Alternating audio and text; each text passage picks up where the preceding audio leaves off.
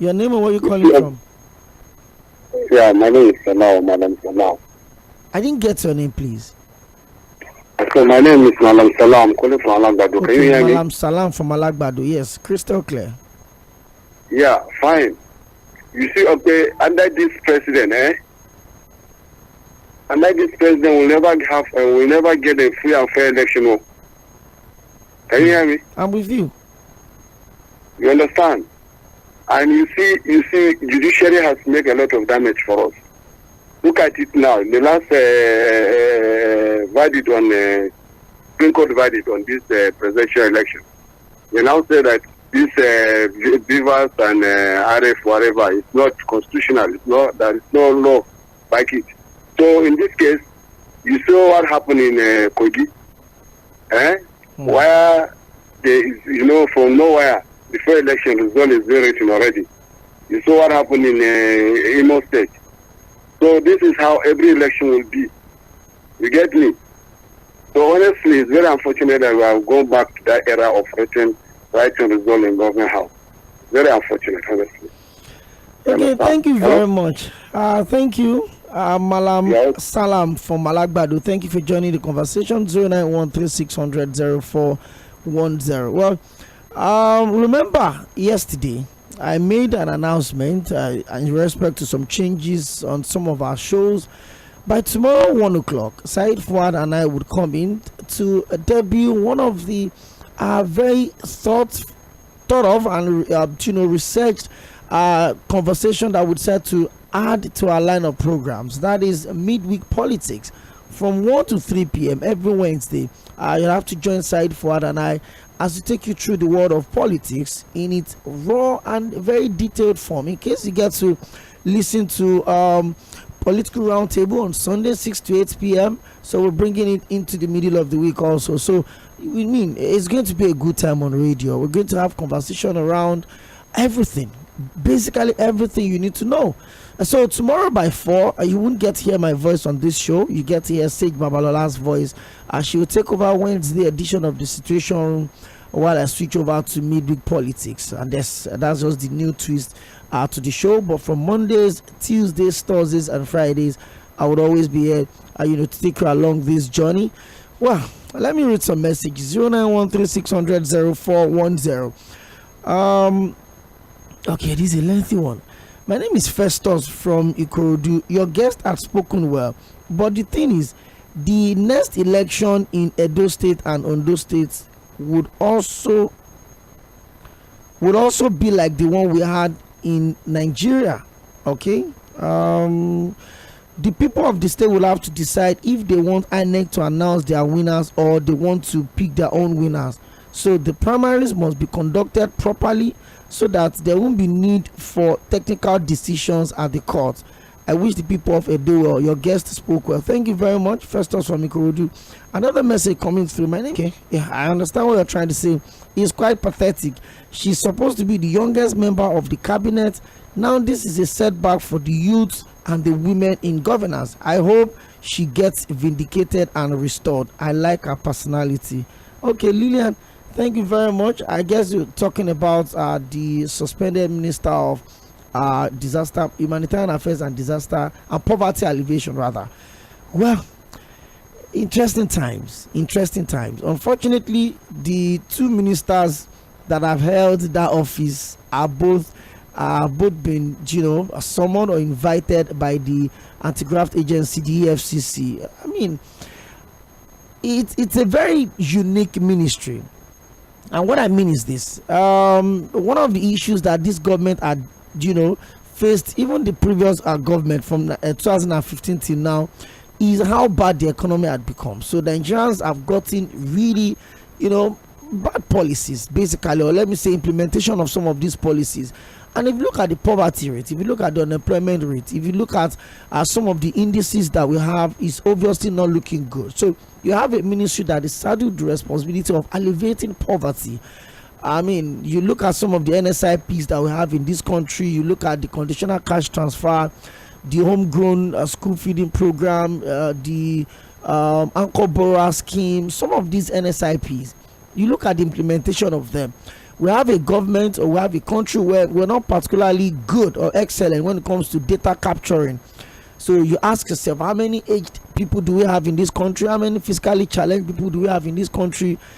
I mean, you look at all of these issues. So it becomes really important that if you're serious about alleviating poverty in this country, then we must look at the issue of data collection. So the question is this: in the first place, why was CBN not allowed to distribute this fund to the poorest of the poorest? Why does it have to, be transferred into a private account, whether as a contractor or as a beneficiary? I mean, we have to just wait. Sometimes we go on with this media trial and all of that. Let's allow the EFCC to do their investigation.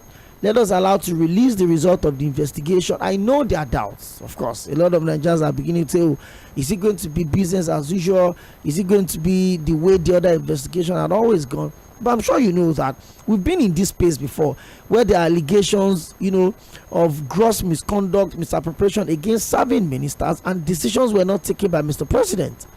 So now we have a situation where, the voice was loud. A lot of people were saying, hey, the honorable minister cannot be a judge in her own case. She cannot be in office while she's being investigated. And Mr. President suspended her while the investigation is going on. So I've seen a lot of, Nigerians expressing not so much trust in the anti-graft agencies that we don't do a thorough investigation. Let's keep our fingers crossed. We trust them. We gave them mandate, and we think they will be able to deliver. So maybe we should just spare the suspended ministers some media trial and allow the anti-graft agency do their job. Hello, good evening. Hello. Okay, you can try and call us back 09136000410. You're live on Mila 98.3 FM, and then we had a conversation with the one of the PDP gubernatorial aspirants in the 2024 governorship election in Edo State. Hello, good evening. Hello, good evening. Hello, Can you hear me? yes. Your name and where you calling from? My name is 𝗪𝗏 calling from 𝗪𝗵. Okay. Hello, Mr. Hello? 𝗪𝗏 from 𝗪𝗏. I'm with you. So I really greet your guest. He really spoke well. Thank you. You see, sometimes I used to say that God will not help us. The reason is that we are not taking a good step to make this country move forward, because God has given us everything to survive for ourselves. We are not. Some people are taking it by themselves. They are not care for the poor and the poor. See how the country is going now. See, everywhere now, Agbo are taking over everywhere. If you carry needle in any bus stop now, Agbo will collect money from you. See, this is how we used to. This is how we continue to believe in this country. My brother, let's our government to take a good step so that we'll make this country good. In any country now, we are degrading ourselves, and it's not good like that. Thank you, Mr. Opeyemi. Thank you very much, Mr. 𝗪𝗏 from 𝗪𝗏, for lending your thoughts to the conversation today. 09136000410. We're taking calls, and I think one of the biggest takeaway for the conversation I had with Barrister ANSLEM 𝗪𝗏 earlier today is the fact that he thinks the people should be more involved in owning their democracy, and I think that is the biggest gift we can give to ourselves. The basic of the definition says the government of the, so the people were repeated 3 times: the government of the people, for the people, and by the people.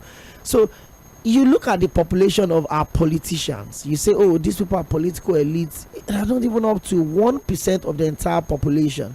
So sometimes you have the minority ruling the majority, but it's supposed to be the majority dictating to the minority how they want to be ruled. What I mean is this: the politicians are not supposed to come and tell you what they want to do for you. You're supposed to tell them what you want them to do for you, because you're going to be paying them. So it's just like somebody employing me, and I'll be telling my employer what I want to be doing. Let's go back to the phone lines. Hello, good evening. Okay, try and call us back 09136000410. So the people will need to own the democratic process, and one of the ways we can own it is to know how to ask the right questions. Hello, good evening. Hello. Hello. Good evening. Good evening. Your name and where you calling from? This is Pastor Wadaboti from 𝗪𝗏. You're welcome. Yes, that governorship aspirant for Edo State, I think he's a very good man for the job, but he's gone to the wrong party. He should go back to APC and work very hard. He's been the chairman of the APC in Edo State for some time, I don't know. But he's gone to the wrong party, he's gone to PDP. I beg him. People like that I want in APC. Let him go back to APC. He will win in Edo State. Thank you. Thank you very much, Pastor 𝗪𝗛. 0913-600-0410. Like I asked him, he's tested both sides of the sword. He's been in the PDP, went to the APC, came back to the PDP. Well, hello, good evening. Hello, good evening. Good to have you join us on the show today. My name is Abu. I'm coming from Okay, Abdul from Owe, you're welcome. Yeah. You see, in your intro, I heard you say government feedback. I'm struggling to hear you. Please, can you change your location a little bit? Yeah. I will do that right. It's better now. Okay. So, like I said in your intro, I heard you said government is coming by the people, for the people, and you know. And you see, the people are willing to have change of government, change of individuals. But will INEC agree? That is where I am shedding tears. People will come out and look at what happened in 2023. People really determined to change the government. But INEC is I don't know. INEC is the problem. INEC is the problem. Even any election that comes up, the people will troop out in mass to come and change, to affect a change. The INEC is our adversary. Thank you. Thank you very much. Well, I think we'll continue to ask the right questions. That was what I was saying before the call came in. Whether INEC, whether security agencies, political parties, the candidates, the electorate themselves, everyone involved in the electoral process must play their own parts. If the integrity of the electoral process is being questioned based on maybe judgments, or based on results, or based on the judiciary, then the umpire would have to do enough to convince the people of its integrity. Hello, good evening. Hello. Good evening, sir. Okay, you're welcome. Your name and where you calling from? I'm Mr. Edwin, calling from 𝗪𝗛𝘃. Mr. Edwin from 𝗪𝗛𝘃, you're welcome. Yes. Barrister ANSLEM actually hit the nail on the head. I happen to come from the same local government within.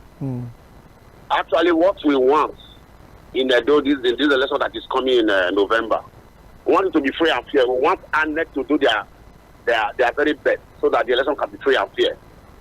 We have a lot of capable hands from that editorial zone, and we want the best to come out and win. We do not want any interference from INEC or from any other person. Luckily, we have a good governor, not as arrogant or well-educated governor. We talk with the best of character, so it's not going to be like Kogi or Imo.